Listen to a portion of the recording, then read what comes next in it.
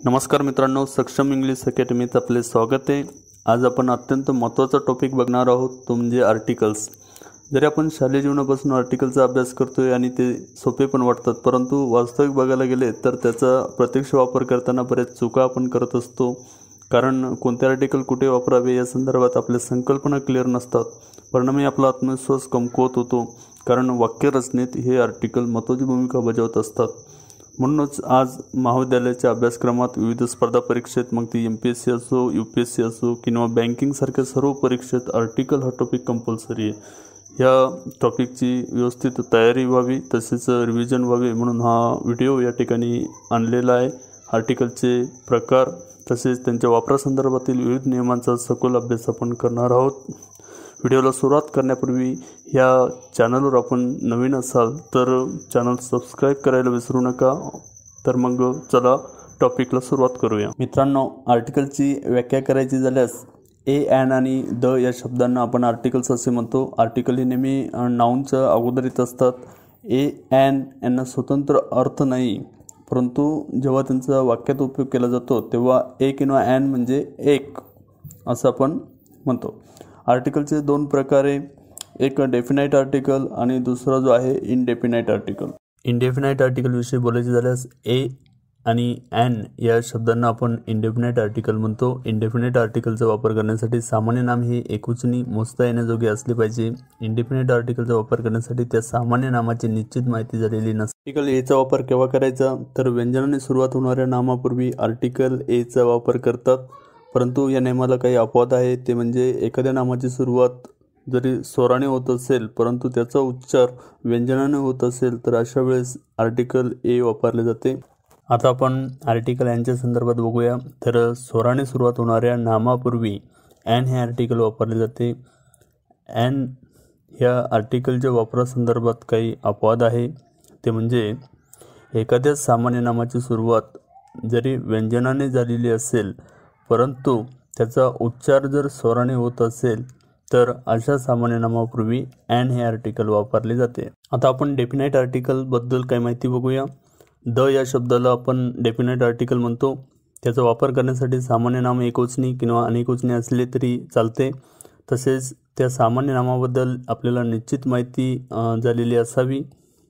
आता दचा उच्चार नेमका द करायचा की दी याबद्दल आपल्याला बरेचदा डाऊट असतो।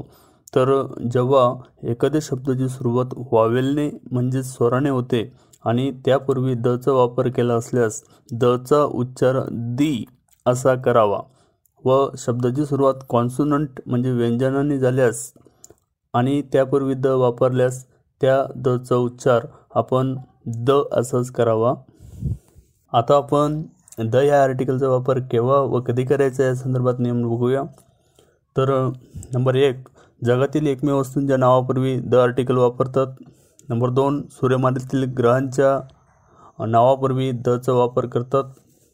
नंबर 3, समुद्र तसेच महासागरांच्या नावापूर्वी सुद्धा दचा वापर करतात। तसेच नद्यांच्या नावापूर्वी दचा वापर करतात।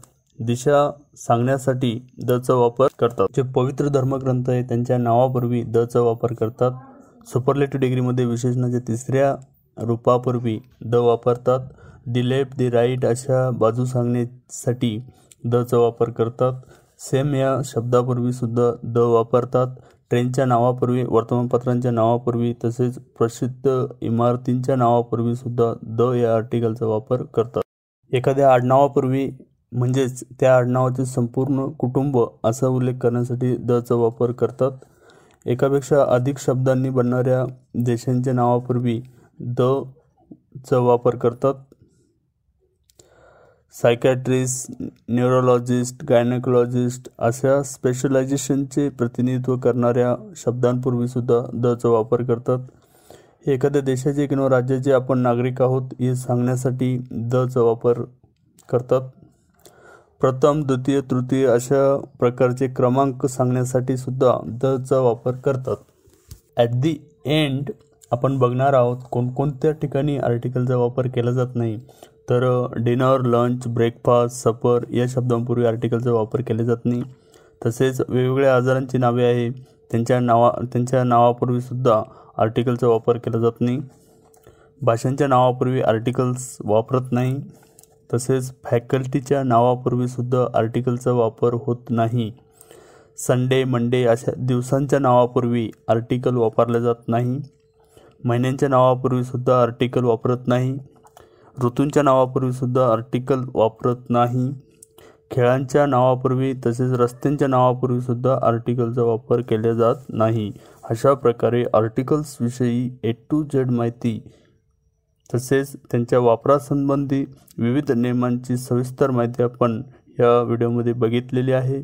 With this let us stop here. Thank you for watching.